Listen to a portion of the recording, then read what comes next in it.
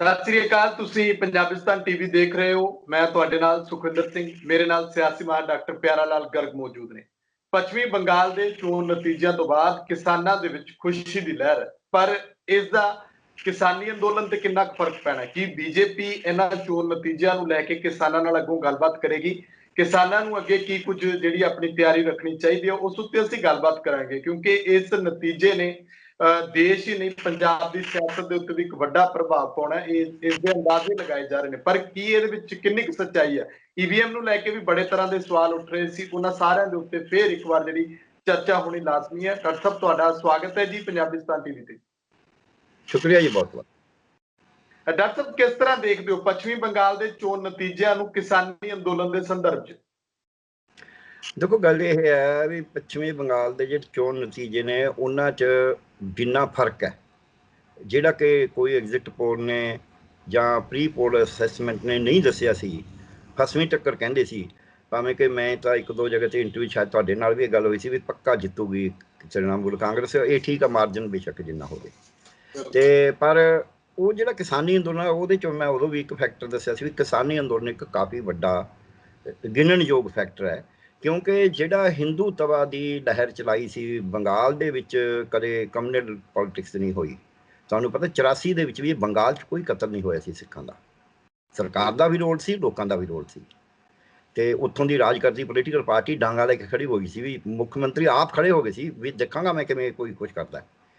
ਸੋ ਉਹਦੇ ਵਿੱਚ ਜਿਹੜਾ ਇਹਨਾਂ ਨੇ ਬੀਜੇਪੀ ਨੇ ਹੁਣ ਵੀ ਇਹ ਸੂਬਾ ਬਚਿਆ ਹੋਇਆ। ਦੂਜੀ ਗੱਲ, ਉੱਤਰੀ ਭਾਰਤ 'ਚ ਤੇ ਨਾਰਥ ਈਸਟ ਦੇ ਵਿੱਚ, ਸੈਂਟਰਲ ਇੰਡੀਆ 'ਚ ਵੀ ਫਿਰ ਸਾਡੇ ਸਾਰੇ ਢੋਲ ਵੱਜਦਾ ਹੋ ਜਾਏਗਾ ਜੇ ਕਿਤੇ ਅਸੀਂ ਬੰਗਾਲ ਜਿੱਤ ਲਈਏ। ਔਰ ਪਹਿਲਾਂ ਇਹਨਾਂ ਨੇ 40% ਸੀਟਾਂ ਵੀ ਲਈ ਸੀ।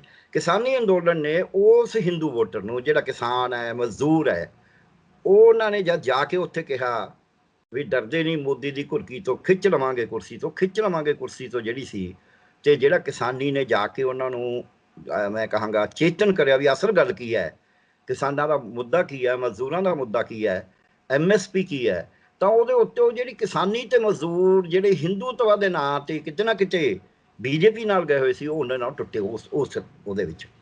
ਤੇ ਉਹਦਾ ਉਹਨਾਂ ਨੇ ਵੈਲਕਮ ਵੀ ਕਰਿਆ ਕਿਸਾਨਾਂ ਨੂੰ, ਪੰਜਾਬ ਦਿਆਂ ਨੂੰ, ਖਾਸ ਕਰਕੇ ਜਿਹੜੇ ਪੱਗ ਬੰਨੀ ਹੋਈ ਸੀ ਜਿਨ੍ਹਾਂ ਨੇ, ਉਹਨਾਂ ਦਾ ਵੀ ਬੜੀ ਇੱਜ਼ਤ ਮਾਨ ਕਰੀ। ਹਾਲਾਂਕਿ ਇੰਨਾ ਰੌਲਾ ਪਿਆ ਹੋਇਆ ਸੀ ਜੇ ਖਾਲਿਸਤਾਨੀ ਨੇ ਇਹ ਨੇ ਉਹ।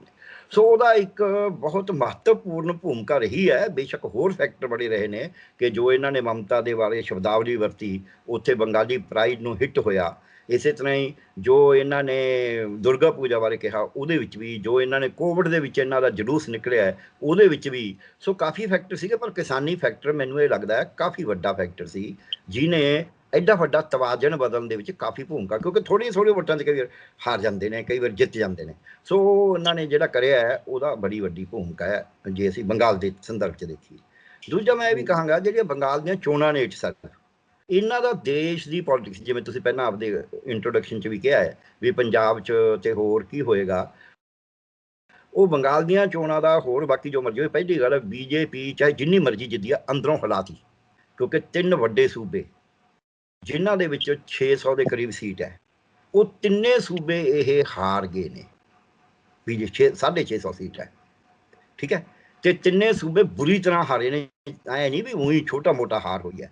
ਇੱਥੇ 214, ਉੱਥੇ 97, ਉੱਧਰ ਤੁਸੀਂ ਦੇਖ ਲਓ ਵੀ ਦੁੱਗਣੀਆਂ ਸੀਟਾਂ ਦਾ, 2.5 ਗੁਣਾ ਸੀਟਾਂ ਦਾ ਫਰਕ ਹੈ। ਜਦ ਕਿ ਅਸਾਮ ਜਿਹੜਾ ਇਹਨਾਂ ਨੇ ਜਿੱਤਿਆ ਹੈ, ਉੱਥੇ 1.5 ਗੁਣਾ ਸੀਟਾਂ ਨੇ ਕਾਂਗਰਸ ਦੇ ਮੁਕਾਬਲੇ ਇਹਨਾਂ ਦੀਆਂ। ਕਾਂਗਰਸ ਨੇ ਉੱਥੇ ਟੱਕਰ ਦਿੱਤੀ ਹੈ। ਤੇ ਪੁੱਡੂਚੇਰੀ ਦੇ ਵਿੱਚ ਜਿਹੜੇ ਜਿੱਤੇ ਨੇ ਇਹ, ਉਹਦੇ ਵਿੱਚ ਇਹ ਆਪ ਤਾਂ ਜਿੱਤੀ ਨਹੀਂ NDA, ਤਾਂ ਉਹ ਜਿਹੜਾ ਉਹਨਾਂ ਨਾਲ ਟੁੱਟ ਗਿਆ ਹੈ, ਉਸੇ ਨਹੀਂ ਮਾੜਾ ਮੋਟਾ ਇਹਨਾਂ ਦੀ ਮਦਦ ਕਰੀ ਹੈ। ਸੋ ਇਸ ਕਰਕੇ ਇਹ ਸਪਸ਼ਟ ਹੈ ਵੀ ਬੀਜੇਪੀ ਕਬੱਡੀ ਜਿਹੜੀਆਂ ਤਕਰੀਬਨ 1/5 ਪਾਰਲੀਮੈਂਟ ਚੋਣਾਂ ਨੂੰ, ਸੀਟਾਂ ਨੂੰ ਡਿਸਾਈਡ ਕਰਨੇ 1/6 ਨੂੰ, ਉਹਨਾਂ ਸੂਬਿਆਂ 'ਚ ਹਾਰੀ ਹੈ, ਔਰ ਜਿਹੜੇ ਦੇਸ਼ ਦੇ ਵੱਖ-ਵੱਖ ਖਿੱਤਿਆਂ 'ਚ ਫੈਲੇ। ਪਰਫਾਰਮੈਂਸ ਜਿਹੜੀ ਹੈ ਉਹ ਪੱਛਮੀ ਬੰਗਾਲ ਦੇ ਵਿੱਚ ਕਾਫੀ ਵਧੀਆ ਰਹੀ ਹੈ, ਪਰ ਦੂਜੇ ਪਾਸੇ ਇਹ ਵੀ ਕਿਹਾ ਜਾ ਰਿਹਾ ਕਿ ਜਿਹੜੀ ਇਹ ਵਧੀਆ ਪਰਫਾਰਮੈਂਸ ਹੈ, ਇਹਦੇ ਵਿੱਚ ਇਹਨਾਂ ਨੇ ਜਿਹੜਾ ਤ੍ਰਿਣਮੂਲ ਕਾਂਗਰਸ ਤੋਂ ਉਹਨਾਂ ਦੇ ਜਿਹੜੇ ਉਹਨਾਂ ਦੇ ਵਿੱਚ ਜਿਹੜਾ ਪਾੜ ਪਾ ਕੇ ਉਹਨਾਂ ਦੇ ਉਮੀਦਵਾਰਾਂ ਨੂੰ ਜਾਂ ਉਹਨਾਂ ਦੇ ਹਮਾਇਤੀਆਂ ਨੂੰ ਲਿਆ, ਤਾਂ ਉਹਦਾ ਕਿਤੇ ਨਾ ਕਿਤੇ ਵੋਟ ਪਰਸੈਂਟ ਹੈ। ਭਾਜਪਾ ਆਪਣੀ ਪਿੱਠ ਥਾਪੜ ਰਹੀ ਹੈ, ਪਰ ਵਿਰੋਧੀ ਕਹਿ ਰਹੇ ਨੇ ਕਿ ਇਹ ਸਾਰਾ ਤ੍ਰਿਣਮੂਲ ਕਾਂਗਰਸ ਦੇ ਵਿੱਚੋਂ ਨਿਕਲ ਕੇ ਆਇਆਂ ਦਾ ਫਰਕ ਹੈ, ਇਹਨਾਂ ਦਾ ਆਪਣਾ ਕੁਝ ਨਹੀਂ। ਨਹੀਂ, ਮੈਂ ਜਿਹੜਾ ਇਹ ਦੋਨੇ ਗੱਲਾਂ ਕਹਿਣਾ ਬੜਾ, ਕਿਉਂਕਿ ਜਿਹੜੀ ਸਾਡੀ ਸਿਆਸਤ ਹੋ ਗਈ ਨਾ, ਉਹ ਐਵੇਂ ਦੋਸ਼ਾਰੋਪਣ 'ਤੇ ਲੱਗਦੀ ਹੈ। ਬੀਜੇਪੀ ਨੇ ਕਦੇ ਵੀ ਕੋਈ ਝਿਜਕ ਨਹੀਂ ਦਿਖਾਈ ਦੂਜੀਆਂ ਪਾਰਟੀਆਂ ਦੇ ਬੰਦੇ ਲੈਣ 'ਚ। ਤੇ ਉਹ ਜਿੱਤਦੇ ਵੀ ਰਹੇ ਨੇ। ਪਾਰਲੀਮੈਂਟ ਦੀਆਂ ਚੋਣਾਂ ਦੇ ਵਿੱਚ ਵੀ ਤੁਸੀਂ ਦੇਖੋ ਕਿੰਨੇ ਕਾਂਗਰਸ ਚੋਂ ਆਏ ਹੋਏ ਨੇ ਇਹਨਾਂ ਕੋਲੇ। ਸੋ ਇਸ ਕਰਕੇ ਇਹ ਜਿਹਾ ਕੋਈ ਜਿਹੜਾ ਆਪਾਂ ਇਹ ਕਹਿੰਦੇ ਆ, ਇਹ ਠੀਕ ਹੈ ਵੀ ਇਹ ਗੱਲ ਮਾੜੀ ਸੀ, ਲੋਕਾਂ ਨੇ ਰਿਐਕਟ ਵੀ ਕਰਿਆ ਹੋਊ। ਉਹ ਜਿਹਨੇ ਮਮਤਾ ਬੈਨਰਜੀ ਨੂੰ ਸੋ ਕਾਲਡ ਹਰਾਇਆ, ਜਿਹੜਾ ਤੁਸੀਂ EVM ਦਾ ਕੁਐਸਚਨ ਰੇਜ਼ ਕਰਿਆ ਸੀ, ਉਹ ਬੜਾ ਵੱਡਾ ਹੁਣ ਸਾਹਮਣੇ ਆ ਗਿਆ। EC ਦੀ ਐਕਸਪੋਜ਼ਰ ਕਿਵੇਂ ਹੁੰਦੀ ਹੈ ਕਿ ਮੀਡੀਆ ਦੇ ਵਿੱਚ ਅਨਾਊਂਸ ਹੋ ਜਾਂਦਾ ਹੈ ਕਿ 1200 ਵੋਟਾਂ ਤੇ ਮਮਤਾ ਬੈਨਰਜੀ ਜਿੱਤ ਗਈ। 1 ਘੰਟੇ ਬਾਅਦ, 1 ਘੰਟਾ ਨਾ EC ਬੋਲਦਾ, ਨਾ EC ਕੋਈ ਬਿਆਨ ਦਿੰਦਾ ਵੀ ਭਾਈ ਨਹੀਂ ਜਿੱਤੀ। 1 ਘੰਟੇ ਬਾਅਦ ਜਿਹੜਾ IT ਸੈੱਲ ਦਾ ਇੰਚਾਰਜ ਹੈ ਅਮਿਤ ਮਾਲਵੀਆ, ਉਹ ਕਹਿੰਦਾ BJP ਦੇ IT ਸੈੱਲ ਦਾ ਇੱਕ ਖਬਰ ਦਿੰਦਾ ਹੈ ਵੀ ਇਹ 1612 ਕਿੰਨੀਆਂ ਜਿੰਨੀਆਂ ਵੋਟਾਂ ਦੇ 28 ਵੋਟਾਂ ਦੇ ਉੱਤੇ ਹਾਰ ਗਈ ਹੈ। ਉਦੋਂ ਬਾਅਦ ਵੋਟਾਂ ਦੀ ਗਿਣਤੀ ਕਦੇ 1900 ਕਦੇ 1700 ਕੁਝ ਵੀ ਆਈ ਜਾ ਰਹੀ ਹੈ। ਇਹ ਤੋਂ ਹੀ ਪਤਾ ਲੱਗਦਾ ਹੈ। ਫਿਰ ਇਲੈਕਸ਼ਨ ਕਮਿਸ਼ਨ ਕਹਿੰਦਾ 2 ਘੰਟੇ ਬਾਅਦ ਇਹ ਗੱਲ ਜਿਹੜਾ BJP ਦੀ IT ਸੈੱਲ ਦਾ ਬੰਦਾ ਅਨਾਊਂਸ ਕਰੇ, ਉਦੋਂ 2 ਘੰਟੇ ਬਾਅਦ ਜਿਹੜੇ ਮੀਡੀਆ ਨੇ ਅਨਾਊਂਸ ਕਰਿਆ ਉੱਤੇ ਪਹਿਲਾਂ ਚੁੱਪ ਰਿਹਾ। ਇਲੈਕਸ਼ਨ ਕਮਿਸ਼ਨ ਨੂੰ ਨਹੀਂ ਦਿਖਦਾ ਵੀ ਮੀਡੀਆ ਗਲਤ ਅਨਾਊਂਸ ਕਰ ਰਿਹਾ, ਨਾਲ ਦੀ ਨਾਲ ਇਹੀ ਜਿਹੀ ਗੱਲ ਤਾਂ ਬਹੁਤ ਜ਼ਰੂਰੀ ਸੀ। ਔਰ ਫਿਰ ਮਮਤਾ ਦੀ ਚੋਣ ਦੇ ਉੱਤੇ ਮੀਡੀਆ 'ਚ ਖਬਰ ਆ ਗਈ, ਜਾਂ ਤਾਂ EC ਸੁੱਤਾ ਪਿਆ, ਇਹਦਾ ਮਤਲਬ EC ਕੋਈ ਨਹੀਂ ਦੇਖ ਰਿਹਾ ਵੀ ਚੋਣਾਂ ਦੀ ਗਿਣਤੀ ਕਿਵੇਂ ਹੋ ਰਹੀ ਹੈ, ਕੀ ਹੋ ਰਿਹਾ। ਜੇ ਮੀਡੀਆ, ਸਾਰੇ ਮੀਡੀਆ, ਜਿਹੜਾ ਗੋਦੀ ਮੀਡੀਆ ਉਹਦੇ 'ਚ ਵੀ ਆ ਗਈ, ਉਹਨੇ ਹੀ EC ਨੇ ਰਿਐਕਟ ਕਿਉਂ ਨਹੀਂ ਕਰਿਆ ਵੀ ਨੋ ਇਟ ਇਜ਼ ਰੋਂਗ, ਅੱਜ ਇਹ ਗਿਣਤੀ ਚੱਲ ਰਹੀ ਹੈ ਜਾਂ ਜੋ ਵੀ ਹੈ, ਨਹੀਂ ਕਰਿਆ। ਇਹਦਾ ਮਤਲਬ ਕਿਤੇ ਨਾ ਕਿਤੇ ਵੀ ਚਲ ਮਮਤਾ ਨੂੰ ਹਰਾਓ ਯਾਰ, 1 ਸੀਟ ਦੇ ਉੱਤੇ ਦੇਖੀ ਜੋ ਹੁੰਦਾ।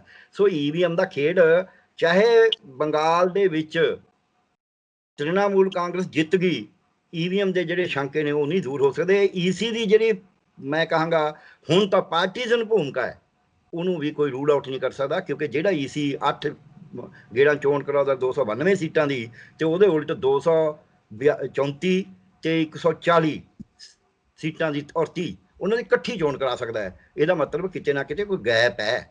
ਤੇ ਉਹ EC ਜਿੱਦੇ ਰਿਟਾਇਰ ਹੁੰਦਾ ਦੂਜੇ ਦਿਨ ਉਹਨੂੰ ਗਵਰਨਰ ਲਾ ਦਿੱਤਾ ਜਾਂਦਾ ਗੋਆ ਦਾ। ਇਹ ਕੋਈ ਆਪਾਂ ਰੂਲ ਆਊਟ ਨਹੀਂ ਕਰ ਸਕਦੇ। EC ਦਾ ਠੀਕ ਹੈ, ਹਮੇਸ਼ਾ ਅਸੀਂ ਕਿਸੇ ਚੀਜ਼ ਦੀ ਆਦਰ ਮਾਣ ਉਦੋਂ ਕਰਦੇ ਹਾਂ ਜਦੋਂ ਆਪਦੇ ਬ੍ਰਹਮ 'ਚ ਕਾਇਮ ਰਹੇ। ਮੈਨੂੰ ਨਹੀਂ ਲੱਗਦਾ ਵੀ ਅੱਜ EC ਨੇ ਸਭ ਤੋਂ ਵੱਡਾ ਭਰੋਸਾ, ਸਭ ਤੋਂ ਵੱਡੀ ਸੱਟ ਪਹਿਲਾਂ ਵੀ ਬਥੇਰੀ ਵੱਜੀ ਹੋਈ ਸੀ, ਆਹ ਹੁਣ ਆਖਰੀ ਕਿੱਲ ਲਾਉਣ ਵਾਲੀ ਗੱਲ ਕਰਤੀ EC ਨੇ। ਲੋਕਾਂ ਦੇ ਵਿਸ਼ਵਾਸ ਦੇ ਵਿੱਚ ਆਪਦੇ ਕੱਫਨ 'ਚ ਲਾ ਲਿਆ ਕਿੱਲ ਕਿ ਵੀ ਇੰਨਾ ਹਾਲ ਮਾੜਾ। EC ਨੂੰ ਤੁਸੀਂ ਕਾਹਦੇ ਵਾਸਤੇ ਗੋਆ ਦਾ ਗਵਰਨਰ ਬਣਾਉਣੇ ਹੋ? ਵੀ ਚੱਲ ਜਿਹੜੀ ਉਹਨੇ ਕਰਤੀ। ਇਹਦਾ ਮਤਲਬ ਸਿੱਧੀ ਸੌਦੇਬਾਜ਼ੀ ਇਹੋ ਜੀ, ਜਦ ਸਾਡੇ ਉੱਚ ਅਹੁਦਿਆਂ 'ਤੇ ਬੈਠੇ ਇੱਦਾਂ ਦਾ ਕੁਛ ਨਾ ਕੁਛ ਹੋਣ ਲੱਗ ਜੇ, ਉਦੋਂ ਫਿਰ ਕੋਈ ਗੜਬੜ ਵੱਡੀ ਹੁੰਦੀ ਹੈ। ਕਿਉਂਕਿ ਇਹ ਤਾਂ ਹੈ ਨਹੀਂ ਵੀ BJP ਦੀ ਜਿਹੜੀ ਹੈਗੀ ਸਾਂਢਗਾਂਢ ਤੋਂ ਬਿਨਾਂ ਉਹਨੂੰ ਗਵਰਨਰ ਲਾਇਆ ਜਾਵੇ। ਇਹੋ ਜਿਹਾ ਤਾਂ ਕੋਈ ਉਹਨਾਂ ਨੇ ਕੋਈ ਪਰਫਾਰਮੈਂਸ ਵੀ ਨਹੀਂ ਦਿੱਤੀ ਸੀ ਵੀ ਜੀ ਬੜੇ ਆਊਟਸਟੈਂਡਿੰਗ ਸੀਗੇ। ਜਿਵੇਂ ਆਪਣੇ ਕਲਾਮ ਸਾਹਿਬ ਸੀਗੇ, ਉਹਨਾਂ ਨੂੰ ਜੇ ਪ੍ਰੈਜ਼ੀਡੈਂਟ BJP ਨੇ ਬਣਾਤਾ ਸੀ ਤਾਂ ਉਹ ਨੋਨ ਪਰਸਨੈਲਿਟੀ ਸੀਗੇ। ਜੇ ਕਿਸੇ ਨੋਨ ਪਰਸਨੈਲਿਟੀ ਨੂੰ, ਚਾਹੇ BJP ਦੀ ਨੂੰ, ਚਾਹੇ ਬਾਹਰਲੀ ਨੂੰ, ਚਾਹੇ ਕਿਸੇ ਨੌਕਰਸ਼ਾਹ ਨੂੰ ਬਣਾਉਂਦੇ ਨੇ, ਉਹ ਗੱਲ ਵੱਖਰੀ ਹੈ। ਸੋ ਇਸ ਕਰਕੇ ਇੱਕ ਤਾਂ ਇਹ ਹੈ। ਹੁਣ ਦੂਜਾ ਪਾਸਾ ਹੈ, ਇਹਦੇ ਵਿੱਚ ਇਹ ਹੈ ਕਿ ਜਿਹੜੇ ਜਿਵੇਂ ਇੱਕ ਕਿਸੇ ਅਗਨ ਰੱਥ ਨੂੰ ਠੇਲਣਾ ਹੁੰਦਾ ਹੈ, ਰੋਕਣਾ ਹੁੰਦਾ ਹੈ, ਤੇ ਜਦ ਰਾਮਚੰਦਰ ਜੀ ਨੇ ਅਸ਼ਮੇਧ ਜਗ ਕਰਿਆ ਸੀ, ਉਦੋਂ ਫਿਰ ਰੱਬ ਤੇ ਕੁਛ ਨੇ ਉਹਨੂੰ ਰੋਕਿਆ ਸੀ। ਤੇ ਇਸ ਤਰ੍ਹਾਂ ਅੱਜ ਇਹਨਾਂ ਦਾ ਅਗਨ ਰੱਥ ਚੱਲ ਰਿਹਾ ਸੀ, ਉਹਨੂੰ ਬੜੀ ਵੱਡੀ ਮੈਂ ਕਹਾਂਗਾ ਵੀ ਚਪੇੜ ਵੱਜਣ ਵਾਲੀ ਗੱਲ ਹੀ ਹੋਈ ਹੈ। ਤੇ ਉਹਦੇ ਵਿੱਚ ਕਹੀ ਜੋ ਮਰਜੀ ਜਾਣ, ਬਹਾਨੇ ਮਰਜੀ ਜੋ ਮਾਰੀ ਜਾਣ, ਇਹਨਾਂ ਦਾ ਪੂਰਾ ਜ਼ੋਰ ਲੱਗਿਆ ਹੋਇਆ ਸੀ। ਜੇ 27 ਰੈਲੀਆਂ ਅਮਿਤ ਸ਼ਾਹ ਜੀ ਕਰਦੇ ਨੇ, 22 ਜਾਂ 21 ਰੈਲੀਆਂ ਪ੍ਰਧਾਨ ਮੰਤਰੀ ਖੁਦ ਕਰਦੇ ਨੇ ਉੱਥੇ ਜਾ ਕੇ, RSS ਦਾ ਪੂਰਾ ਕੈਡਰ ਉੱਥੇ ਧੱਕਿਆ ਹੋਇਆ ਹੈ, BJP ਦਾ ਸਾਰਾ ਕੈਡਰ ਯੋਗੀ ਆਦਿੱਤਿਆਨਾਥ ਉੱਥੇ ਜਾ ਕੇ ਕਰ ਰਿਹਾ ਹੈ। ਤੇ ਫਿਰ ਕੋਈ ਕਸਰ ਤਾਂ ਛੱਡੀ ਨਹੀਂ, ਨਾ ਪੈਸੇ ਖਰਚਣ ਦੀ, ਤੇ ਬਾਕੀ ਗੋਦੀ ਮੀਡੀਆ ਦਾ ਰਾਹੀਂ ਇਹ ਪ੍ਰਚਾਰ ਕਰਾਉਣ ਦੀ ਵੀ। ਹੁਣ ਮਮਤਾ ਤਾਂ ਗਈ ਬੋਰੀਆ ਬਿਸਲਾ ਗੋਲ ਕਰਨਾ, ਇਹ ਕੋਈ ਕਸਰ ਨਹੀਂ ਛੱਡੀ ਸੀ। ਦੂਜੇ ਪਾਸੇ ਜਿਹੜਾ ਤੁਹਾਡਾ ਸਵਾਲ ਸੀ, ਤੇ ਹੁਣ ਇੱਥੇ 2 ਮਈ ਤਾਂ BJP ਗਈ ਵਾਲਾ ਹਾਲ ਹੋ ਗਿਆ। ਡਾਕਟਰ ਸਾਹਿਬ ਇੱਕ ਹੋਰ ਇਹਦੇ ਵਿਚਾਲੇ ਜਦੋਂ ਆਪਾਂ EVM ਨੂੰ ਥੋੜਾ ਹੋਰ ਗੱਲ ਕਰੀਏ ਇਹਦੇ ਤੇ, ਕਿ EVM ਨੂੰ ਲੈ ਕੇ ਭਾਵੇਂ ਕਿ ਹੁਣ ਜਿਹੜੇ ਨੇ ਲੋਕਾਂ ਦੇ ਵਿੱਚ ਇਹ ਚਰਚਾ ਹੈ ਕਿ ਦੇਖੋ ਹੁਣ ਪੱਛਮੀ ਬੰਗਾਲ 'ਚ ਮਮਤਾ ਬੈਨਰਜੀ ਸਰਕਾਰ ਬਣ ਗਈ ਤਾਂ EVM ਤੇ ਉਂਗਲ ਨਹੀਂ ਚੁੱਕਣੀ ਚਾਹੀਦੀ, ਪਰ ਇਹ ਵੀ ਕਿਹਾ ਜਾ ਰਿਹਾ ਕਿ ਇੱਕ ਟ੍ਰੇਲਰ ਹੈ, ਸਿਰਫ ਇੱਕ ਲੋਕਾਂ ਦੇ ਮਨਾਂ ਦੇ ਵਿੱਚ ਇਹ ਗੱਲ ਲਿਆਂਦੀ ਜਾਵੇ ਕਿ EVM ਦੀ ਕੋਈ ਧਾਂਦਲੀ ਨਹੀਂ ਹੈਗੀ। 2024 ਦੇ ਵਿੱਚ ਕਹਿੰਦੇ ਪਤਾ ਲੱਗੇਗਾ ਅਸਲ ਦੇ ਵਿੱਚ ਕਿ EVM ਦੇ ਨਾਲ ਕਿੰਨੀ ਵੱਡੀ ਧਾਂਦਲੀ ਕਿਸ ਢੰਗ ਦੇ ਨਾਲ ਹੋਣੀ ਹੈ। ਦੇਖੋ, ਜੇ ਕੋਈ ਇਲਾਜ ਮੈਂ ਗਲਤ ਕਰ ਰਿਹਾ ਹੋਵਾਂ ਤੇ ਲੋਕਾਂ ਨੂੰ ਪਤਾ ਲੱਗ ਜੇ, ਡਾਕਟਰਾਂ ਨੂੰ ਪਤਾ ਲੱਗ ਜੇ ਵੀ ਗਲਤ ਇਲਾਜ ਕਰ ਰਿਹਾ ਹੈ, ਤੇ ਮੈਂ ਉਹਦੇ 'ਚ ਜੇ 2 ਮਰੀਜ਼ ਠੀਕ ਹੋ ਗਏ ਹੁਣ ਉਸੇ ਇਲਾਜ ਨਾਲ, ਉਹਦੀ ਡੌਂਡੀ ਪਿੱਟੀ ਜਾਵਾਂ, ਉਹਦੇ ਨਾਲ ਮੇਰਾ ਇਲਾਜ ਠੀਕ ਨਹੀਂ ਹੋ ਜਾਂਦਾ। ਉਹ ਤਾਂ ਕੁਦਰਤੀ ਕਈ ਵਾਰੀ ਕੋਈ ਚੱਕਰ, ਕਈ ਵਾਰ ਜਾਣਬੁੱਝ ਕੇ ਵੀ ਜਦ ਮੈਂ ਮੈਨੂਪਲੇਟ ਹੀ ਕਰ ਸਕਦਾ। ਤਾਂ ਮੈਂ ਉੱਥੇ ਨਹੀਂ ਮੈਨੂਪੂਲੇਟ ਕਰਿਆ। ਮੈਂ ਕਿਸੇ ਨਾ ਕਿਸੇ ਲੈਵਲ ਦੇ ਉੱਤੇ ਗੱਲ ਸਮਝ ਗਿਆ ਵੀ ਮੈਨੂੰ ਮੈਨੂਪੂਲੇਸ਼ਨ ਮਹਿੰਗੀ ਨਾ ਪੈ ਜੇ। ਫਰਕ ਸਮਝੀਏ ਆਪਾਂ। ਸੋ ਇਸ ਕਰਕੇ ਇਹ ਕੋਈ ਜ਼ਰੂਰੀ ਨਹੀਂ ਹੈ। ਇਹ ਜਿਹੜੀ ਮੈਨੂਪੂਲੇਸ਼ਨ ਹੈ, EVM ਵਧਣੀਆਂ, ਮੈਂ ਪਹਿਲਾਂ ਵੀ ਕਿਹਾ, ਤੁਹਾਡੇ ਚੈਨਲ 'ਤੇ ਕਿਹਾ ਕਿ 39 ਲੱਖ EVM ਵੇਚੀ ਗਈ, ਜਿਹੜੇ EVM ਬਣਾਉਣ ਵਾਲੇ ਨੇ, ਮਸ਼ੀਨਾਂ ਬਣਾਉਣ ਵਾਲੇ ਨੇ, ਅਤੇ EC ਕਹਿੰਦਾ ਸਾਡੇ ਕੋਲ 20 ਲੱਖ ਹੈ, ਬਾਕੀ 19 ਲੱਖ ਕਿੱਥੇ ਹੈ? ਅਤੇ EVM ਜਿਵੇਂ ਪ੍ਰਾਈਵੇਟ ਗੱਡੀ ਦੇ ਵਿੱਚ ਜਿਹੜਾ ਉਮੀਦਵਾਰ ਉਹਦੀ ਗੱਡੀ 'ਚ ਜਾ ਰਹੀ ਹੈ ਜਾਂ ਉਹਦੇ ਭਰਾ ਦੀ ਗੱਡੀ 'ਚ ਜਾ ਰਹੀ ਹੈ, ਉਹ ਕਿਸੇ ਸਕੂਟੀ 'ਤੇ ਜਾ ਰਹੀ ਹੈ, ਇਹ ਆਪਣੇ ਆਪ 'ਚ ਹੀ ਦੱਸ ਰਿਹਾ ਵੀ EC ਕਿੰਨਾ ਕੁ ਸੀਰੀਅਸ ਹੈ। ਇਲੈਕਸ਼ਨਾਂ ਕਰਾਉਣ ਵਾਸਤੇ EC ਦਾ ਤਾਂ ਸਭ ਤੋਂ ਵੱਡਾ ਕੰਮ ਹੀ ਇਹ ਹੈ। EC ਨੇ ਹੋਰ ਕੀ ਕਰਨਾ ਹੈ? ਜੋ ਆਪਦੀ EVM ਦੀ ਠੀਕ ਰਾਖੀ ਨਹੀਂ ਕਰ ਸਕਦਾ, ਜੇ ਉਹ ਠੀਕ ਤਰੀਕੇ ਨਾਲ, ਜੇ ਆ ਜਿਹੜੀਆਂ ਹੁਣ ਮਮਤਾ ਬੈਨਰਜੀ ਦੇ ਨਤੀਜੇ ਵਾਲੀ ਗੱਲ ਹੈ, ਜੇ ਐਡੇ ਐਡੇ ਵੱਡੇ ਇੰਪੋਰਟੈਂਟ ਥਾਂ ਦੇ ਉੱਤੇ EC ਐਡੀ ਵੱਡੀ ਗਲਤੀ ਕਰ ਸਕਦਾ ਹੈ, ਤੇ ਜਿਹਦੇ ਵਿੱਚ IT ਸੈੱਲ ਦਾ ਇੰਚਾਰਜ ਬਿਆਨ ਦਿੰਦਾ ਹੈ ਮੀਡੀਆ ਨੂੰ ਤੇ ਘੰਟੇ ਬਾਅਦ ਰਿਐਕਟ ਕਰਦਾ ਹੈ ਇਹ EC, ਤੇ ਇਹ ਤੋਂ ਪਤਾ ਲੱਗ ਹੀ ਜਾਂਦਾ ਨਾ ਵੀ ਇਹਦਾ ਮਤਲਬ ਮੈਨੂਪੂਲੇਸ਼ਨ ਦੀ ਤਾਂ ਪਾਵਰ ਸੀਗੀ। ਇਹ ਕੋਈ ਦੋ ਰਾਏ ਨਹੀਂ ਹੈ। ਤੇ ਕਿਸ ਤਰ੍ਹਾਂ ਅਸਰ ਪੈਣਾ ਇਹਨਾਂ ਚੋਣ ਨਤੀਜਿਆਂ ਦਾ? ਇਹਨਾਂ ਦਾ ਦੇਖੋ ਗੱਲ ਇਹ ਹੈ ਵੀ ਇਹਦੇ ਨਾਲ ਜਿਹੜਾ BJP ਦਾ ਹੰਕਾਰ ਸੀ ਉਹਨੂੰ, ਆਮ ਨੂੰ ਤਾਂ ਚੋਟ ਵੱਜੀ ਹੈ। ਦੂਜੀ ਗੱਲ, ਜਿਹੜਾ ਲੋਕਾਂ ਦਾ ਹੌਸਲਾ ਸੀ ਉਹ ਵਧਿਆ। ਤੀਜਾ, ਜਿਹੜਾ ਕਿਸਾਨ ਅੰਦੋਲਨ ਹੈ ਉਹਨੂੰ ਹੌਸਲਾ ਹੋਇਆ ਵੀ ਚਲੋ ਜੇ ਅਸੀਂ ਪ੍ਰਚਾਰ ਕਰਿਆ ਸੀ, ਇਹ ਜਿੱਤੇ ਨੇ, ਉਹ ਆਪਦੇ ਖਾਤੇ ਵੀ ਪਾ ਸਕਦੇ ਨੇ, ਉਹਨਾਂ ਦਾ ਰੋਲ ਤਾਂ ਹੈਗਾ ਹੀ ਹੈ, ਭੂਮਿਕਾ ਤਾਂ ਉਹ ਹੈਗੀ ਹੋਈ ਹੈ। ਇਸ ਤੋਂ ਅੱਗੇ ਇੱਕ ਹੋਰ ਪੋਜ਼ੀਟਿਵ ਗੱਲ ਇਹ ਹੋਈ ਆ, ਚਾਹੇ BJP ਕਹਿੰਦੇ ਸਾਡੀਆਂ ਤਾਂ ਜੀ 380 ਹੋ ਗਈਆਂ, ਬਾਈ ਦੀ ਵੇ ਤਕਰੀਬਨ 125 ਸੀਟ ਵਿਧਾਨ ਸਭਾ ਹਲਕੇ ਵਿੱਚ ਜਿੱਤੀ ਹੋਈ ਸੀ ਜਦ ਇਹਨਾਂ ਨੇ ਪਿਛਲੇ ਲੋਕ ਸਭਾ ਦੀਆਂ ਚੋਣਾਂ ਹੋਈਆਂ ਨੇ। 1.5 ਸਾਲ ਹੀ ਹੋਇਆ। 1.5 ਸਾਲ ਦੇ ਵਿੱਚ ਤੁਸੀਂ 125 ਤੋਂ 80 ਤੇ ਆ ਜਾਓ, ਇਹ ਕੋਈ ਮਤਲਬ ਬਹੁਤ ਵਧੀਆ ਪਰਫਾਰਮੈਂਸ ਨਹੀਂ। 40% ਵੋਟ ਰਹੀ ਸੀ, ਇਸੇ ਦੇ ਤੇ ਸਾਰੇ ਇਹ ਗੱਲ ਕਰਦੇ ਸੀ। ਸੋ ਇਸ ਕਰਕੇ ਇਹ ਕਹੀ ਜੋ ਮਰਜੀ ਜਾਣ, ਤੁਸੀਂ 20 ਸਾਲ ਪੁਰਾਣਾ, ਐਂ ਤਾਂ ਫਿਰ ਇਹਨਾਂ ਦੀਆਂ 2 ਸੀਟਾਂ ਹੁੰਦੀਆਂ ਸੀ 1981 ਚ। BJP ਦੀਆਂ ਲੋਕ ਸਭਾ 'ਚ 2 ਸੀਟਾਂ ਸੀਗੀਆਂ 1981 ਚ। ਸੋ ਐਂ ਕਹਿਣ ਦਾ ਕੋਈ ਫਾਇਦਾ ਨਹੀਂ ਹੁੰਦਾ ਵੀ ਪਹਿਲਾਂ ਕੀ ਸੀ। ਹੁਣ ਸਵਾਲ ਇਹ ਹੈ ਵੀ BJP ਇੱਥੇ ਹਾਰੀ ਹੈ, ਗਿਣਾਤਮਕ ਤੌਰ ਤੇ ਵੀ ਹਾਰੀ ਹੈ, ਗੁਣਾਤਮਕ ਤੌਰ ਤੇ ਵੀ ਹਾਰੀ ਹੈ, ਤੇ ਆਤਮਿਕ ਤੌਰ ਤੇ ਵੀ ਹਾਰੀ ਹੈ, ਬੌਧਿਕ ਤੌਰ ਤੇ ਵੀ ਹਾਰੀ ਹੈ। ਕੰਗਾਲੀ ਦਾ ਜਿਸ ਸੂਬੇ ਨੂੰ ਇਹ ਜਿਹੜਾ ਕਦੀ ਵੀ ਕਮਿਊਨਲ ਫਿਰਕਾ ਪ੍ਰਸਤੀ ਦਾ ਕੇਂਦਰ ਨਹੀਂ ਰਿਹਾ, ਜਿਹਨੂੰ ਇਹਨੇ ਫਿਰਕਾ ਪ੍ਰਸਤੀ ਦਾ ਕੇਂਦਰ ਬਣਾਉਣ ਦੀ ਕੋਸ਼ਿਸ਼ ਕਰੀ ਸੀ, ਉਹਦੇ 'ਚ ਇਹਨੇ ਮੂੰਹ ਦੀ ਖਾਧੀ ਹੈ। ਕਿਸਾਨੀ ਅੰਦੋਲਨ ਦੇ ਵਿੱਚ ਇਹਦਾ ਇਹ ਹੈ, ਕਿਸਾਨੀ ਅੰਦੋਲਨ ਨੂੰ ਪਹਿਲਾਂ ਵੀ ਆਪਾਂ ਗੱਲ ਕਰਦੇ ਰਹੇ ਹਾਂ, ਲੋਕ ਵੀ ਗੱਲ ਕਰਦੇ ਸੀ 2 ਤੋਂ ਬਾਅਦ ਹੀ ਕੁਝ ਕਰੂਗੀ ਸਰਕਾਰ, ਪਰ ਮੇਰਾ ਅਜੇ ਵੀ ਵਿਸ਼ਵਾਸ ਇਹੀ ਹੈ ਜੋ ਮੈਂ ਪਹਿਲਾਂ ਕਹਿੰਦਾ ਸੀ ਮੈਨੂੰ, ਕਿਉਂਕਿ ਜਿਹੜੇ ਬੰਦੇ ਜਿੱਦੀ ਹੁੰਦੇ ਨੇ ਉਹ ਦੁਨੀਆ ਲੁਟਾ ਦਿੰਦੇ ਨੇ, ਤੇ ਉਹਨਾਂ ਨੂੰ ਲੱਗਦਾ ਵੀ ਆਪਾਂ ਨੇ ਕੀ ਲੈਣਾ, ਉਹ ਜਿੱਦ ਨਹੀਂ ਛੱਡਦੇ ਆਪਦੀ। ਸੋ ਜਿਹੜੀ ਜਿੱਦ ਪਹਿਲਾਂ ਵੀ ਆਪਾਂ ਦੇਖਿਆ ਮਹਾਭਾਰਤ 'ਚ 5 ਪਿੰਡਾਂ ਨੂੰ ਦੇਣ ਦੀ ਵਜ੍ਹਾ 18 ਖੂਨੀ ਸੈਨਾ ਖਤਮ ਕਰਾਉਣ ਵਾਲੀ ਗੱਲ ਆਪਾਂ ਇਤਿਹਾਸ ਦੱਸਦਾ, ਉਹ ਇਹਨਾਂ ਦੇ ਇਤਿਹਾਸ ਜਿਹਨੂੰ ਵਾਰ-ਵਾਰ ਕੋਟ ਕਰਦੇ ਨੇ, ਜਾਂ ਸਾਡਾ ਇਤਿਹਾਸ ਜਿਹਨੂੰ ਅਸੀਂ ਵਾਰ-ਵਾਰ ਕੋਟ ਕਰਦੇ ਹਾਂ, ਉਹਦੇ ਵਿੱਚ ਸਾਡੇ ਸਾਹਮਣੇ ਆ ਵੀ ਜਿੱਦ ਕੀ ਕਰਦੀ ਹੈ। ਸੋ ਮੈਨੂੰ ਨਹੀਂ ਲੱਗਦਾ, ਮੈਨੂੰ ਲੱਗਦਾ ਉਹਨਾਂ ਦਾ ਉਹੀ ਫਾਰਮੂਲਾ ਰਹਿਣਾ ਵੀ ਜੇ ਜਿੱਤਾਂਗੇ ਤਾਂ ਕੁੱਟਾਂਗੇ, ਲੁੱਟਾਂਗੇ, ਜੇ ਹਾਰਾਂਗੇ ਤਾਂ ਕੁੱਟਾਂਗੇ, ਤੇ ਹੁਣ ਵੀ ਇਹ ਹਾਰ ਗਏ, ਹੁਣ ਇਹ ਲੋਕਾਂ ਨੂੰ ਕੁੱਟਣਗੇ। ਸੋ ਮੈਨੂੰ ਐਂ ਲੱਗਦਾ ਹੈ ਵੀ ਇਹ ਬਹੁਤਾ ਜ਼ਿਆਦਾ ਇਹ ਤੋਂ ਇਹਨਾਂ ਨੇ ਸਬਕ ਨਹੀਂ ਲੈਣਾ। ਪਰ ਕਿਉਂਕਿ ਹੁਣ ਕਰੋਨਾ ਫੈਲਿਆ ਹੋਇਆ, UP ਦੀ ਬੂਥ ਲੱਗੀ ਪਈ ਹੈ, ਹਰਿਆਣੇ ਦੀ ਬੂਥ ਲੱਗੀ, ਹਰਿਆਣੇ ਨੇ ਕਰਫਿਊ ਲਾਤਾ, ਕਰਫਿਊ ਵਰਗਾ ਮਤਲਬ ਲੋਕਡਾਊਨ ਲਾਤਾ 5 ਦਿਨ ਵਾਸਤੇ, ਹਫ਼ਤੇ ਵਾਸਤੇ। ਸੋ ਜਿਹੜੀ ਇਹ ਬੂਥ ਲੱਗੀ ਪਈ ਹੈ ਇਹਨਾਂ ਦੀ ਹਰਿਆਣੇ 'ਚ, ਨਾਰਦਰਨ ਜ਼ੋਨ 'ਚ, ਉੱਤਰੀ ਭਾਰਤ 'ਚ ਜਿਹੜੇ ਆ 5-6 ਸੂਬੇ ਪਗਨੀ ਹੈ, ਹਿਮਾਚਲ, ਇਹ ਪੰਜਾਬ, ਹਰਿਆਣਾ, JNK, ਹਰਿਆਣੇ 'ਚ ਸਭ ਤੋਂ ਜ਼ਿਆਦਾ ਪ੍ਰਤੀ ਮਿਲੀਅਨ ਕੇਸ ਨੇ। ਹੁਣ ਤਾਂ ਮੌਤਾਂ ਦੀ ਗਿਣਤੀ ਵੀ ਬਹੁਤ ਵੱਧ ਰਹੀ ਹੈ, ਕੁਪ੍ਰਬੰਧ ਦਾ ਵੀ ਕੋਈ ਹਾਲ ਮਾਲ ਹੈ। ਸੋ ਇਸ ਕਰਕੇ ਅਜੇ ਥੋੜ੍ਹਾ ਜਿਹਾ ਬੇਸ਼ੱਕ ਬੇਚੈਨੀ ਤੋਂ ਬਹਾਨਾ ਲਾਉਣ ਵੀ ਅਸੀਂ ਟੈਸਟ ਕਰਨਾ ਜੀ, ਅਸੀਂ ਫਲਾਣਾ ਕਰਨਾ, ਕਿਸਾਨੀ ਅੰਦੋਲਨ ਨੂੰ ਸੁਚੇਤ ਰਹਿਣਾ ਪਏਗਾ, ਆਪਦੇ ਆਪ ਨੂੰ ਬੈਟਰ ਔਰਗੇਨਾਈਜ਼ ਕਰਨਾ ਪਏਗਾ, ਹੋਰ ਪਹਿਲਾਂ ਹੀ ਕਾਫੀ ਕਰ ਰਹੇ ਨੇ ਉਹ, ਤੇ ਕਿਸਾਨੀ ਮੋਰਚੇ ਨੂੰ ਤਕੜਾ ਕਰਨਾ ਪਏਗਾ। ਇਹਦੇ 'ਚ ਅਵੇਸਲੇ ਹੋਣ ਦੀ ਲੋੜ ਨਹੀਂ ਹੈ। ਜੇ ਜਰਾ ਵੀ ਅਵੇਸਲੇ ਹੋ ਗਏ ਤੇ ਕੋਈ ਪਤਾ ਨਹੀਂ ਵੀ ਕਦ ਕਿਹੜੇ ਪਾਸਿਓਂ ਕੋਈ ਛੁਰਲੀ ਛੱਡ ਦੇਣ। ਇਸ ਕਰਕੇ ਸਤਰਕ ਰਹਿਣਾ, ਉਹਨੂੰ ਤਕੜਾ ਕਰਨਾ। ਤੇ ਦੂਜੀ ਗੱਲ, ਜਿੱਤ ਦੇ ਵਿੱਚ ਆ ਕੇ ਵੀ ਬੰਗਾਲ 'ਚ ਸਾਡੇ ਕਰਕੇ ਜਿੱਤ ਹੋ ਗਈ, ਉਹ ਹੰਕਾਰ 'ਚ ਕਿਤੇ ਨਾ ਕਿਤੇ, ਟਕਾਏ ਸਾਹਿਬ ਨੇ ਬਾਕੀ ਜਗ੍ਹਾ 'ਤੇ ਵੀ ਰੈਲੀਆਂ ਕਰੀਆਂ ਨੇ, ਬਾਕੀ ਜਗ੍ਹਾ 'ਤੇ ਵੀ ਜਿੱਤ ਹੋਈ ਹੈ, ਕਿਸਾਨੀ ਮੋਰਚੇ ਦੀ ਬੜੀ ਵੱਡੀ ਭੂਮਿਕਾ ਹੈ।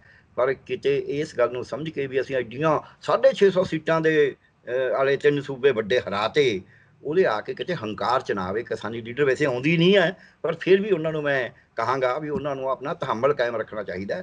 ਜੇ ਉਹਨਾਂ ਨੂੰ ਈਵਨ ਕੋਈ ਪੁੱਛੇ, ਹਾਲਾਂਕਿ ਮੇਰੇ ਕਹੇ ਤੋਂ ਥੋੜ੍ਹਾ ਉਹਨਾਂ ਨੇ ਕਹਿਣਾ, ਉਹਨਾਂ ਨੇ ਆਪਣੀ ਮਰਜ਼ੀ ਹੈ, ਪਰ ਜੇ ਮੈਂ ਉਹਨਾਂ ਦੀ ਜਗ੍ਹਾ ਤਾਂ ਮੈਂ ਕਹਾਂਗਾ ਦੇਖੋ ਜੀ ਅਸੀਂ ਤਾਂ ਜੋ ਕਰਨਾ ਸੀ ਉਹੀ ਕਰਨਾ ਸੀ, ਜਿੱਤ ਹਾਰ ਸਾਡੇ ਹੱਥ 'ਚ ਨਹੀਂ ਹੈ, ਜਿੱਤ ਹਾਰ ਤਾਂ ਲੋਕਾਂ ਦੇ ਹੱਥ 'ਚ ਹੈ। ਅਸੀਂ ਤਾਂ ਮੋਦੀ ਨੂੰ ਇਹ ਦੱਸਣਾ ਹੈ, ਹੁਣ ਵੀ ਦੱਸਾਂਗੇ, ਜੇ ਅਸੀਂ ਹਾਰ ਜਾਂਦੇ ਦੱਸਦੇ, ਜੇ ਉਹ ਮਮਤਾ ਬੈਨਰਜੀ ਜਿੱਤ ਗਈ ਬੰਗਾਲ 'ਚ ਤਾਂ ਵੀ ਦੱਸਾਂਗੇ ਕਿ ਭਾਈ ਮੋਦੀ ਨੂੰ ਕੁਰਸੀ ਤੇ ਨਾ ਰਹਿਣ ਦਿਓ। 303 ਸੀਟਾਂ ਦੇ ਹੰਕਾਰ 'ਚ ਤੁਹਾਡੇ ਸੂਬੇ ਤੋੜੀ ਜਾ ਰਿਹਾ ਹੈ, ਤੁਹਾਡੀ ਜਮਹੂਰੀਅਤ ਤੋੜੀ ਜਾ ਰਿਹਾ ਹੈ, ਤੁਹਾਡੀਆਂ ਜ਼ਮੀਨਾਂ ਖੋਹ ਰਿਹਾ ਹੈ, ਤੁਹਾਡੇ ਵਪਾਰ ਖੋਹ ਰਿਹਾ ਹੈ, ਤੁਹਾਡੀਆਂ ਦੁਕਾਨਾਂ ਬੰਦ ਕਰਾ ਰਿਹਾ ਹੈ, ਤੁਹਾਡੇ ਮੀਡੀਆ ਛੋਟੇ ਛੋਟੇ ਜਿਹੜੇ ਕਰਮੀ ਨੇ ਉਹਨਾਂ ਨੂੰ ਤੰਗ ਕਰ ਰਿਹਾ ਹੈ, ਪ੍ਰਾਈਵੇਟ ਬਿਜ਼ਨਸ ਬੰਦ ਹੋ ਰਹੇ ਨੇ।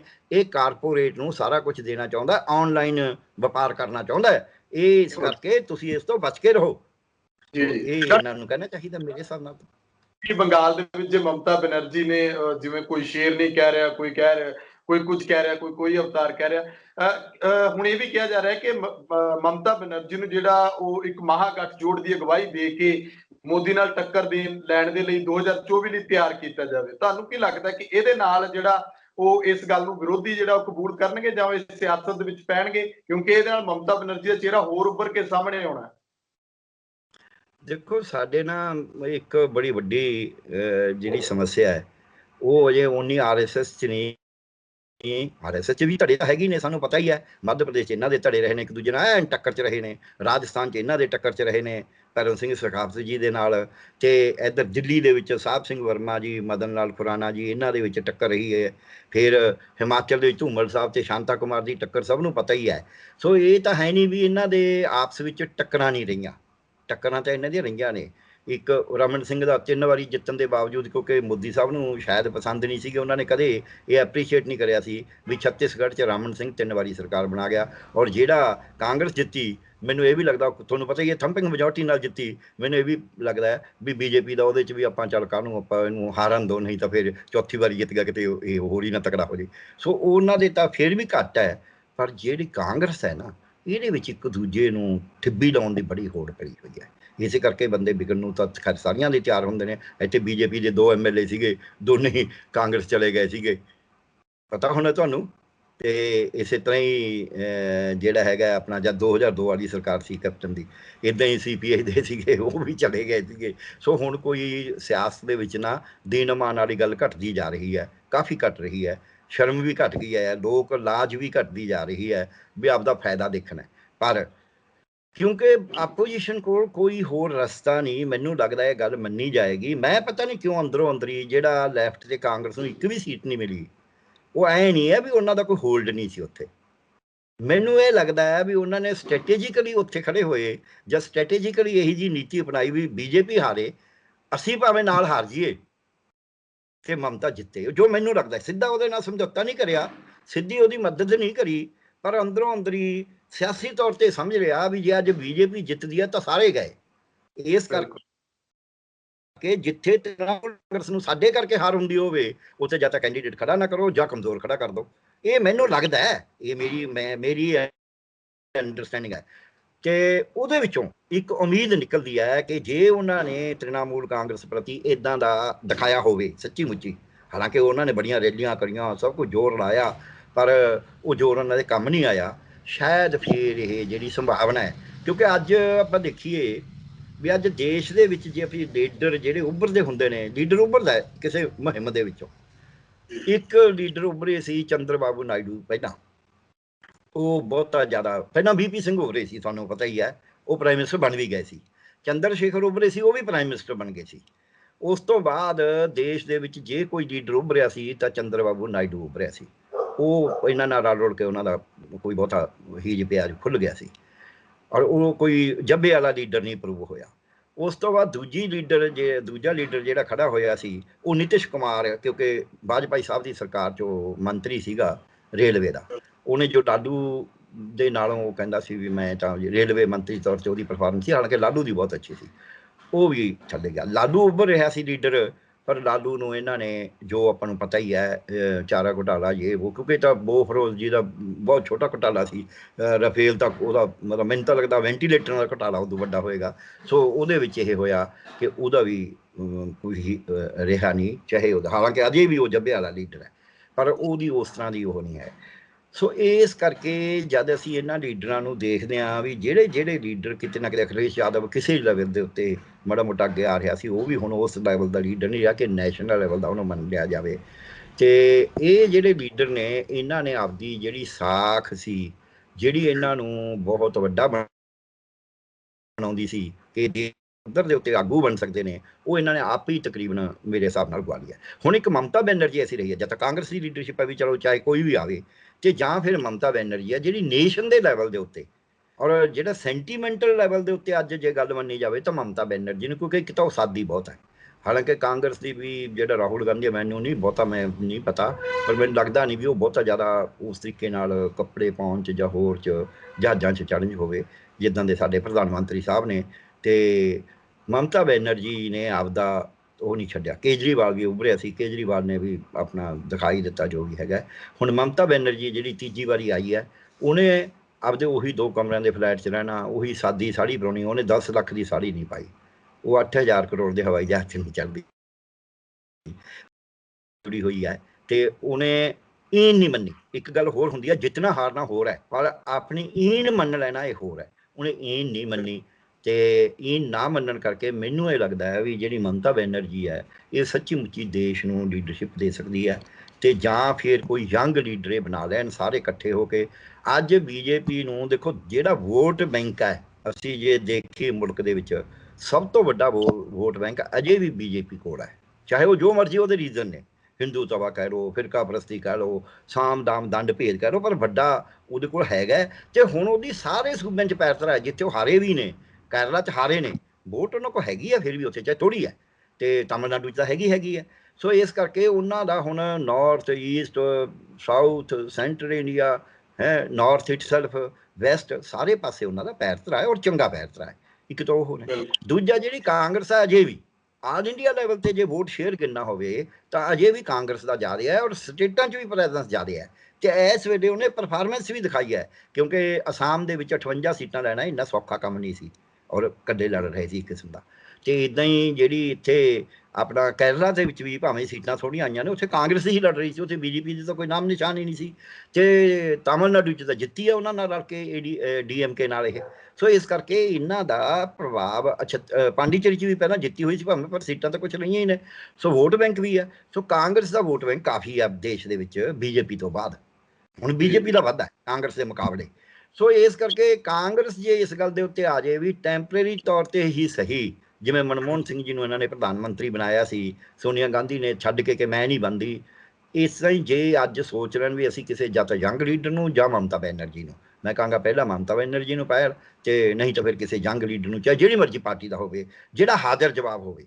ਮੋਦੀ ਸਾਹਿਬ ਦਾ ਇੱਕ ਸਭ ਤੋਂ ਵੱਡਾ ਜਿਹੜਾ ਗੁਣ ਹੈ, ਤੁਹਾਨੂੰ ਪਤਾ ਮੈਂ ਕ੍ਰਿਟਿਕ ਹਾਂ ਉਹਨਾਂ ਦਾ ਬਹੁਤ, ਪਰ ਉਹਨਾਂ ਦਾ ਬਹੁਤ ਵੱਡਾ ਗੁਣ ਹੈ ਵੀ ਹਾਜ਼ਰ ਜਵਾਬ ਬਹੁਤ ਨੇ। ਜੋ ਮਰਜ਼ੀ ਸਵਾਲ ਕਰ ਦੋ, ਉਹ ਉਹਨਾਂ ਨੇ ਸੱਚ ਝੂਠ ਦੇਖਣ ਦਾ ਕੋਈ ਚੱਕਰ ਨਹੀਂ, ਉਹਨਾਂ ਜਵਾਬ ਦੇ ਦੇਣਾ ਕੋਈ ਨਾ ਕੋਈ। ਸੋ ਹਾਜ਼ਰ ਜਵਾਬੀ ਵੀ ਪੋਲੀਟਿਕਸ ਦੇ ਵਿੱਚ ਬਹੁਤ ਜ਼ਿਆਦਾ ਜ਼ਰੂਰੀ ਹੁੰਦੀ ਹੈ। ਦੂਜਾ ਉਹਨਾਂ 'ਚ ਇੱਕ ਗੁਣ ਹੋਰ ਵੀ ਹੈਗਾ, ਉਹ ਇਹ ਹੈ ਕਿ ਉਹ ਨਾ ਡਟ ਕੇ ਆਪਦੀ ਗੱਲ ਕਹਿੰਦੇ ਨੇ, ਭਾਵੇਂ ਗਲਤ ਵੀ ਹੋਵੇ, ਗਲਤ ਨੂੰ ਵੀ ਸੱਚ ਮਨਾਉਣ ਦੀ ਹਿੰਮਤ ਰੱਖਦੇ ਨੇ।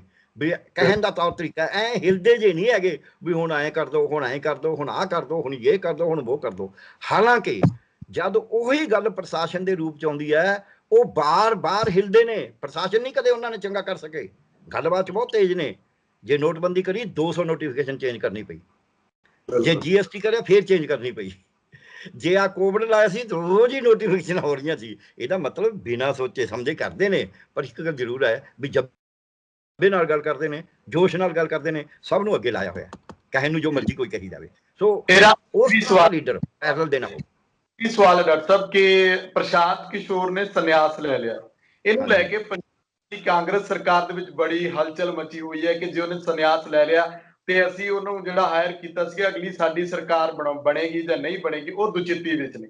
ਕੀ ਫਰਕ ਪੈਣਾ ਪ੍ਰਸ਼ਾਂਤ ਕਿਸ਼ੋਰ ਦੇ ਜਾਣ ਨਾਲ? ਬਾਕੀ ਸਿਆਸੀ ਪਾਰਟੀਆਂ ਵੀ ਦੇਖਦੀਆਂ ਹੋਣੀਆਂ ਕਿ ਅੱਗੋਂ ਸਾਡੇ ਕੰਮ ਆਏਗਾ, ਪਰ ਉਹ ਤੋਂ ਪਹਿਲਾਂ ਹੀ ਆਪਣੇ ਹੱਥ ਪਿੱਛੇ ਖਿੱਚ ਕੇ ਉਹ ਕਹਿੰਦੇ ਹੁਣ ਨਹੀਂ ਮੈਂ ਆਉਣਾ।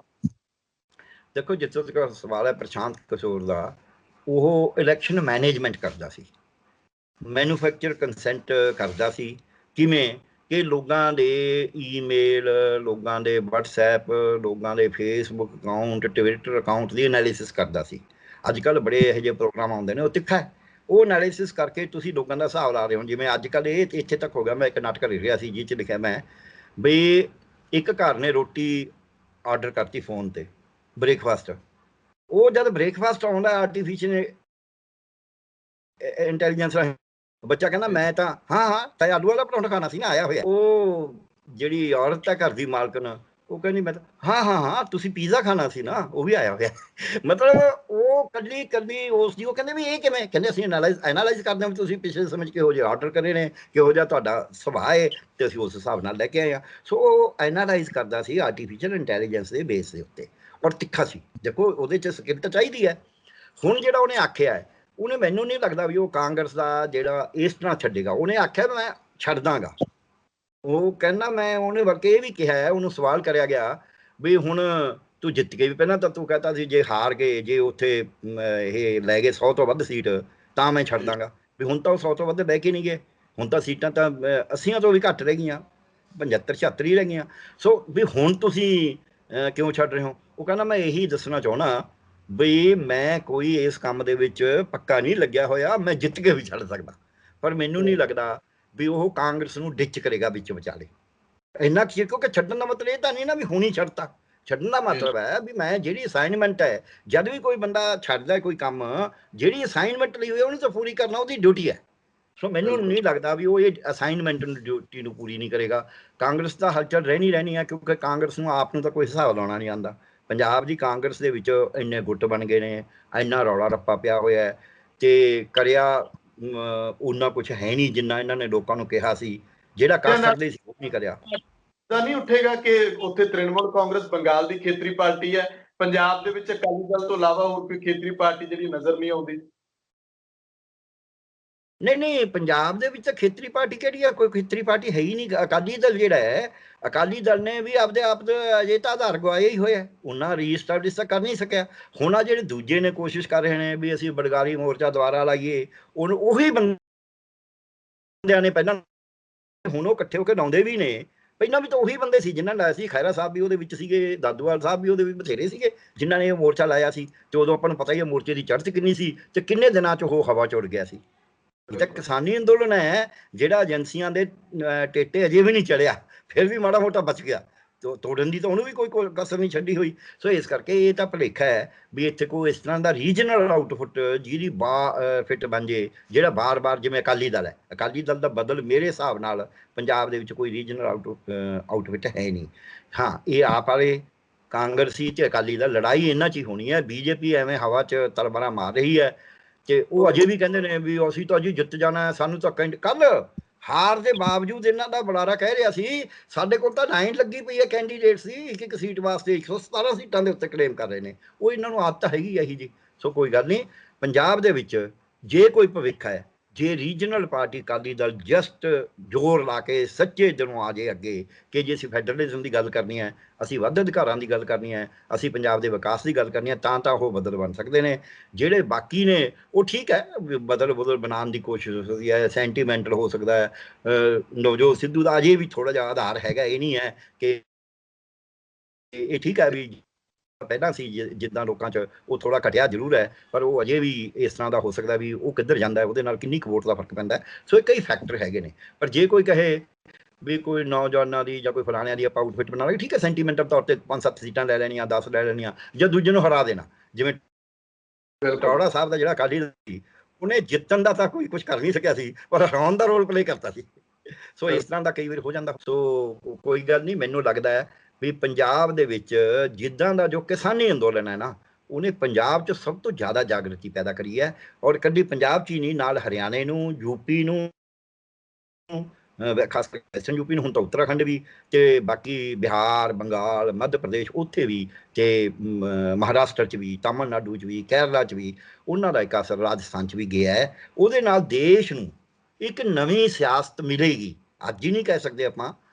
ਜੇ ਦੇਸ਼ ਦੀ ਆਜ਼ਾਦੀ ਦੀ ਲੜਾਈ ਦੀ ਗੱਲ ਕਰੀਏ, 57 ਦੇ ਗਦਰ ਤੋਂ ਬਾਅਦ, ਜਾਂ 57 ਦੀ ਆਜ਼ਾਦੀ ਦੀ ਪਹਿਲੀ ਲੜਾਈ ਤੋਂ ਬਾਅਦ 90 ਸਾਲ ਬਾਅਦ ਜਾ ਕੇ ਅਸੀਂ ਆਜ਼ਾਦ ਹੋਏ ਸੀ। ਜੇ ਅਸੀਂ ਪੰਜਾਬੀ ਸੂਬਾ ਲੈਣ ਦੀ ਗੱਲ ਕਰੀਏ ਤਾਂ ਸਾਨੂੰ ਤਕਰੀਬਨ 19 ਸਾਲ ਬਾਅਦ ਮਿਲਿਆ ਸੀਗਾ। ਸੋ ਇਸ ਕਰਕੇ ਲੰਬੀਆਂ ਲੜਾਈਆਂ ਹੁੰਦੀਆਂ ਨੇ ਇਹ। ਜੇ ਅਸੀਂ ਮੁਜ਼ਾਹਰਾ ਮੂਵਮੈਂਟ ਦੀ ਗੱਲ ਕਰੀਏ, ਕਈ ਸਾਲ ਚੱਲੀ ਸੀ ਉਹ, ਤਾਂ ਜਾ ਕੇ ਮੁਜ਼ਾਹਰਿਆਂ ਨੂੰ ਜ਼ਮੀਨ ਮਿਲੀ ਸੀ। ਸੋ ਇਹ ਲੰਬਾ ਸਟਰਗਲ ਹੈ। ਦੇਸ਼ ਦੇ ਵਿੱਚ ਅੱਜ ਇੱਕ ਬਦਲਾਅ ਦੀ ਲੋੜ ਹੈ। ਉਹ ਬਦਲਾਅ ਜਿਹੜਾ ਕੁਦਰਤ ਦੇ ਨਾਲ ਵਿਕਾਸ ਕਰੇ, ਲੋਕਾਂ ਨੂੰ ਰੁਜ਼ਗਾਰ ਦੇਵੇ, ਲੋਕਾਂ ਦੀ ਅਣਖ ਕਾਇਮ ਰੱਖੇ, ਪੜ੍ਹਾਈ, ਸਿਹਤ, ਵਪਾਰ, ਇਹ ਸਾਰਾ ਕੁਝ ਚੰਗਾ ਰਹੇ, ਪਰਿਆਵਰਨ ਨੂੰ ਬਚਾਵੇ, ਮੈਨੂੰ ਲੱਗਦਾ ਤੇ ਇਨਸਾਫ ਦਾ ਰਾਜ ਕਰੇ, ਸੰਸਥਾਵਾਂ ਨੂੰ ਬਚਾਵੇ, ਜਮਹੂਰੀਅਤ ਨੂੰ ਬਚਾਵੇ ਤੇ ਜਿਹੜਾ ਹੈਗਾ ਸਰਬਸੰਮਤੀ ਜਾਂ ਬਹੁਤ ਸੰਮਤੀ ਨਾਲ ਚਰਚਾ ਕਰਕੇ ਫੈਸਲੇ ਕਰੇ, ਲੋਕਾਂ ਦੀ ਭਾਗੀਦਾਰੀ ਨਾਲ, ਉਹ ਜਿਹਾ ਰਾਜ ਚਾਹੀਦਾ। ਜੀ ਜੀ, ਸ਼ੁਕਰੀਆ ਡਾਕਟਰ ਸਾਹਿਬ, ਬਹੁਤ ਬਹੁਤ ਧੰਨਵਾਦ ਸਾਨੂੰ ਸਮਾਂ ਦੇਣ ਲਈ। ਸ਼ੁਕਰੀਆ ਜੀ, ਬਹੁਤ। ਸੋ ਮੇਰੇ ਨਾਲ ਪੰਜਾਬਿਸਤਾਨ ਟੀਵੀ ਤੇ ਮੌਜੂਦ ਸਨ ਉੱਘੇ ਵਿਦਵਾਨ ਡਾਕਟਰ ਪਿਆਰਾ ਲਾਲ ਗਰਗ। ਚੋਣ ਨਤੀਜਿਆਂ ਨੂੰ ਲੈ ਕੇ ਤੇ ਕਿਸਾਨੀ ਅੰਦੋਲਨ ਤੇ ਕਿੱਦਾਂ ਦਾ ਇਫੈਕਟ ਪੈਣਾ ਹੈ, ਦੇਸ਼ ਦੀ ਸਿਆਸਤ ਕਿਸ ਤਰ੍ਹਾਂ ਦੀ ਹੋਣੀ ਹੈ, ਉਸ ਉੱਤੇ ਅਸੀਂ ਚਰਚਾ ਕੀਤੀ ਹੈ। ਤੁਸੀਂ ਆਪਣੇ ਵਿਚਾਰ ਕਮੈਂਟ ਜ਼ਰੂਰ ਕਰਿਓ। ਪੰਜਾਬਿਸਤਾਨ ਟੀਵੀ ਨੂੰ ਸਬਸਕ੍ਰਾਈਬ ਕਰੋ। ਮੈਨੂੰ ਇਜਾਜ਼ਤ ਦਿਓ, ਧੰਨਵਾਦ।